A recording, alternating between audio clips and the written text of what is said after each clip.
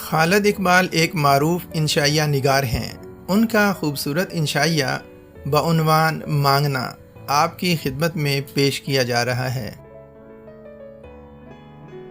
مانگ کر کھانا، مانگ کر پہننا، کتابیں مانگ کر پڑھنا، امداد مانگنا، چندہ مانگنا، ووٹ مانگنا، قرض مانگنا اور پھر قرض اتارنے کے لیے قرض مانگنا۔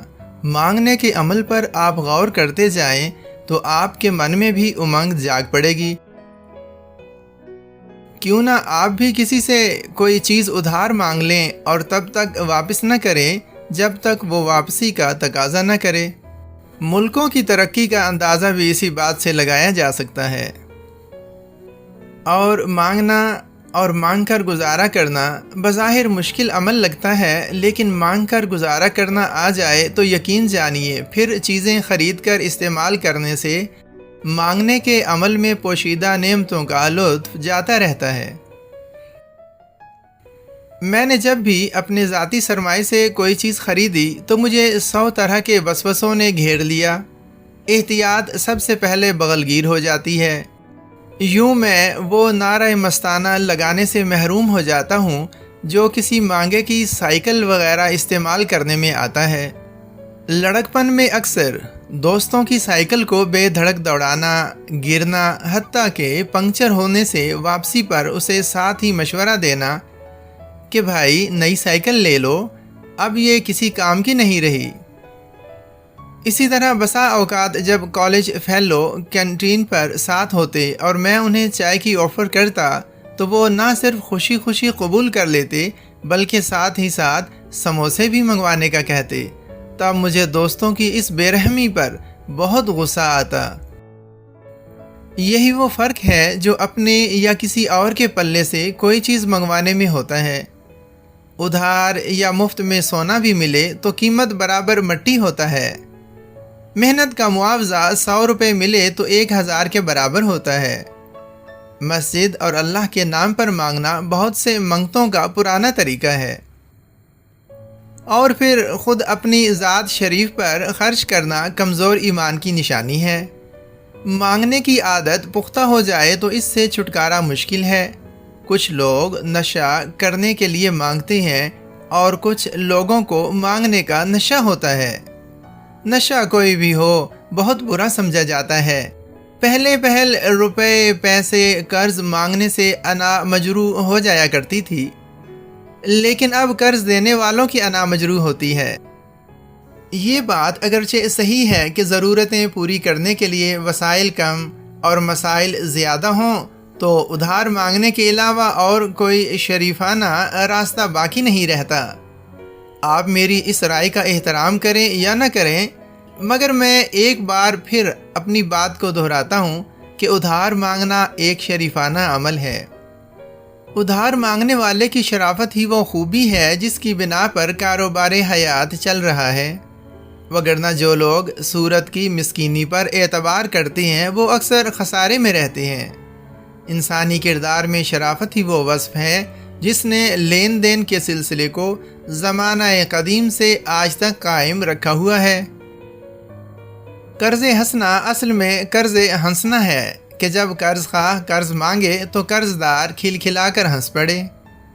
امریکہ جیسا ملک عراق، افغانستان جیسے ملکوں کے مقابلے کے لیے دوسرے ملکوں سے مدد مانگتا ہے اور انہیں محسن ممالک کہنے کی بجائے محض اتحادی قرار دیتا ہے۔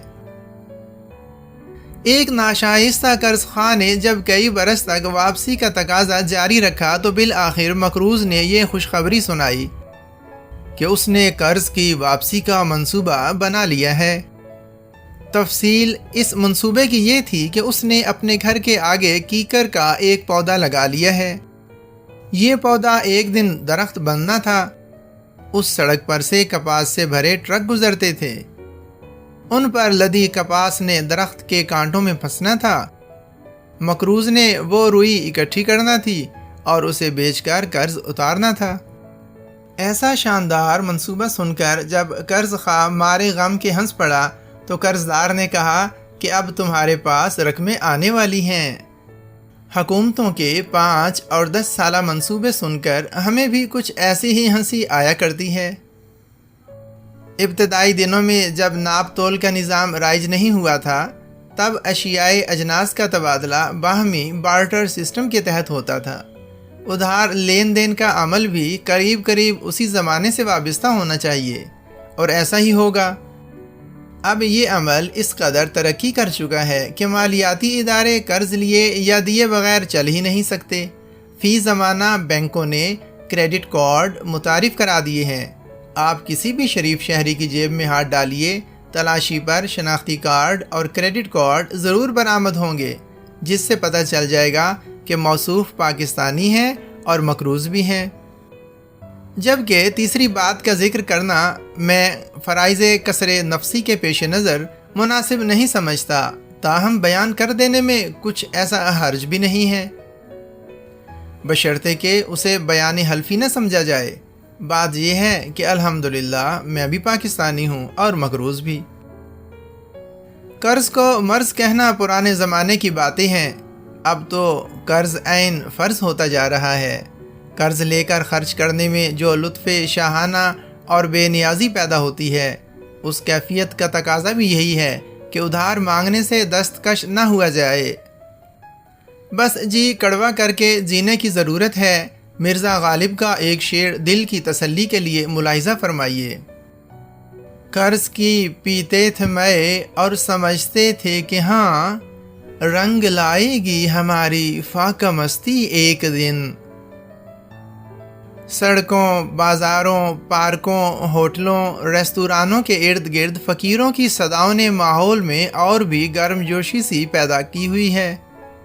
مثلاً اللہ کے نام پر بابا، دے جا سخیا راہ خدا، الغرض کوئی گا کر مانگتا ہے تو کوئی ہاتھ پھیلا کر، کوئی آہو فغاں کرتے مانگتا ہے تو کوئی دیدہ و دلیری سے۔ کہیں مانگنا پیشہ ہے تو کہیں فن ہے۔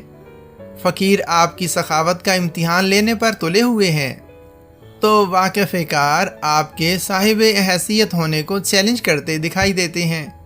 ایسی صورت میں گردش حالات کا تقاضا یہی ہے کہ بندہ ایک ہاتھ سے لے اور دوسرے ہاتھ سے دے۔